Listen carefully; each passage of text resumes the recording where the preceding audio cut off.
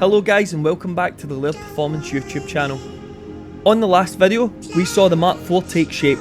We had all the panels on, we had the inside painted, but there was still a lot more to do, but it was looking like we were going to get this done in time. So let's see how we got on. The next modification we wanted to do was the bonnet vents. Now these have function and form. We were sent these by Matt at MGC, but it took quite a lot of time to mark out the bonnet and get the vents in the correct place before cutting them. If they're not in the correct place, you will tell from a mile off because it's very easy to spot when something's an inch out. So leaving a bit of room is always handy before you put these down.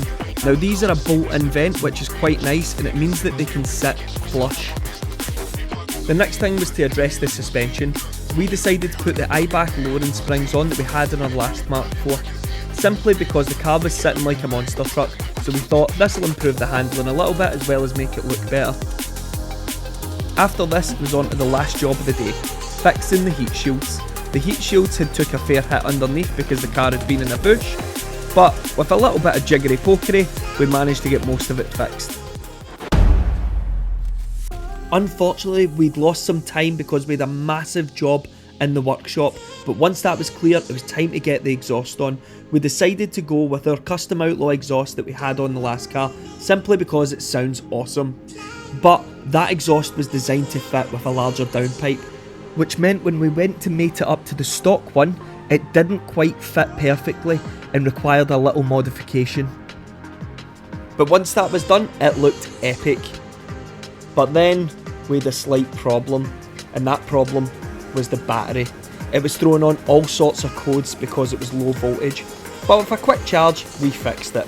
Another thing we had to do was get the wheels off in preparation for the semi-slick tyres turning up. I had ordered them that day and was told they would turn up next day, so we got them off hoping that they would. Lastly, a quick sound check to make sure that we would pass the noise limits at the track.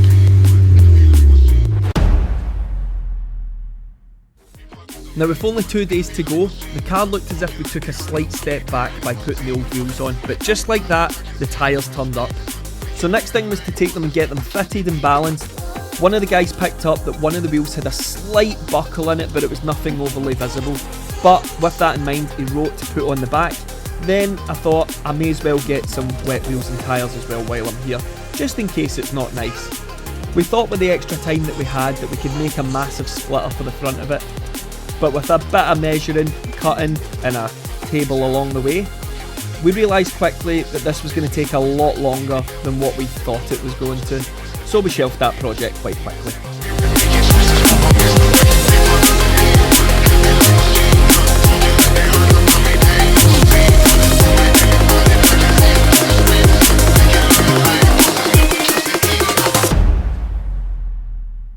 With only 1 day left to go, we decided it was time to get the front toe loops in.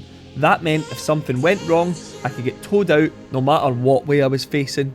Not that I was feeling confident I was going to end up in the grass, like last time, but it's better to be safe than sorry. So after a bit of cutting and a bit of drilling, we managed to get the toe loops in place, and you know what, they looked quite good.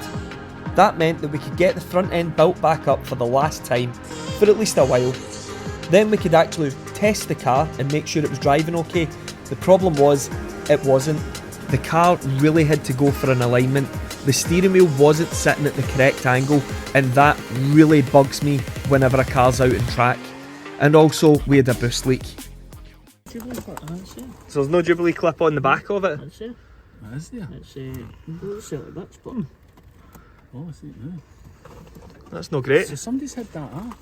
Ah, they must have had it, well, potentially had it off anyway. Because that was unclipped. In the grand scheme of things, it wasn't a massive deal. We put on a new Jubilee clip and the car was fine. So next thing was to get the car onto the dyno and do the standard runs. We had a GPF delete on this car, so we were expecting some more power. After a quick read of the ECU, I realised I hadn't built a tune file for this ECU version. Luckily for me, I've done many of these cars, which meant I could make one quickly. We flashed dyno mode on in the stock map and seen where it ran. It made 290 horsepower, which we can only put down to be in the GPF delete and exhaust system.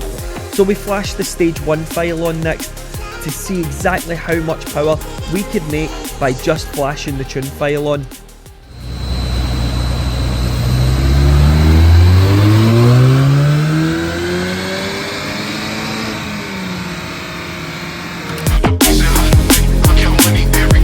we seen 355 horsepower, all of that with a stock intake, which we were quite surprised about.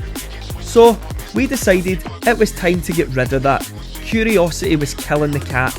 If you look at the standard crossover pipe, it is very, very bendy. So you want to make that as straight as possible.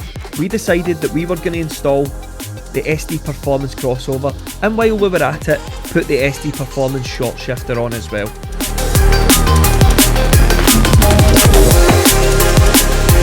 We decided to go for this crossover in hopes that it would mate up to the Armour Speed induction kit that we were going to put on.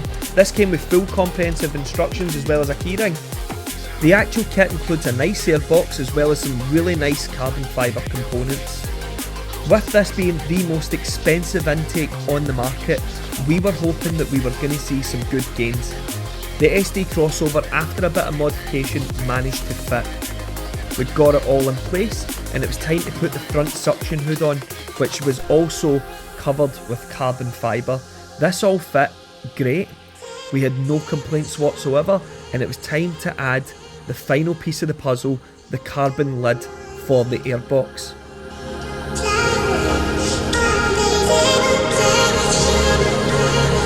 So why did I opt for this intake? Well, I really like the design.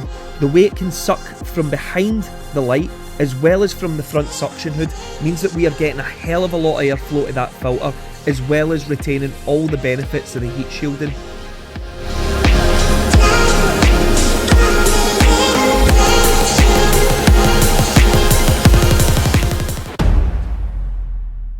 Problem, the bonnet latch is starting to fail and it's not lifting off the second one at all. So yeah, that's not ideal, because if we can't get that open and anything happens, that's not good. When we're supposed to be leaving for the track in a few hours, this was the last thing we needed. So my dad decided to go and get some quick releases just in case we couldn't get the bonnet open. Meanwhile, Alan and I strapped the car back down onto the dyno to test the Armour Speed intake, and the results shocked us. We could not believe how much horsepower this gained. We gained 30 horsepower in some areas, as well as 21 horsepower at peak. With us being happy with the power, we got the car back off and back onto the ramp to do the brakes. I had ordered a massive set of Brembo brakes, but it turns out I ordered the wrong ones. So I reached out to our friend Lee, who managed to sort us out with a set, but unfortunately it didn't look that we were going to turn up in time.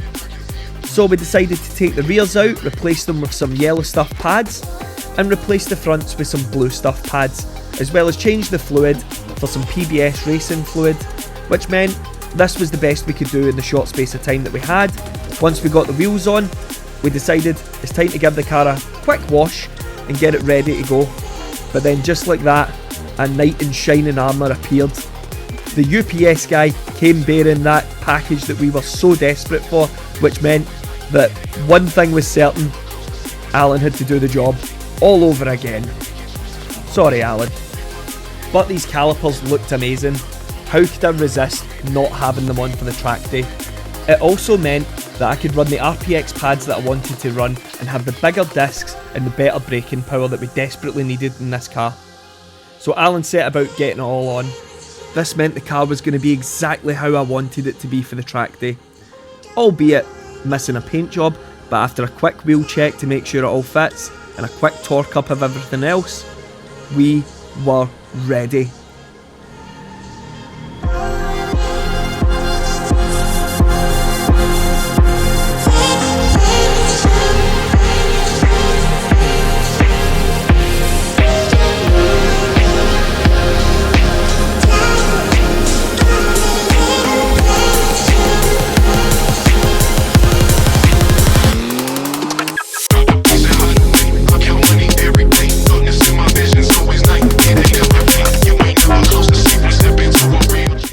Thanks very much for watching, guys. If you enjoyed this video, make sure to like and subscribe to see how the Mark 4 gets on at Open Park against our hybrid turbo powered 300 brake horsepower Mark 8 Fiesta ST track car.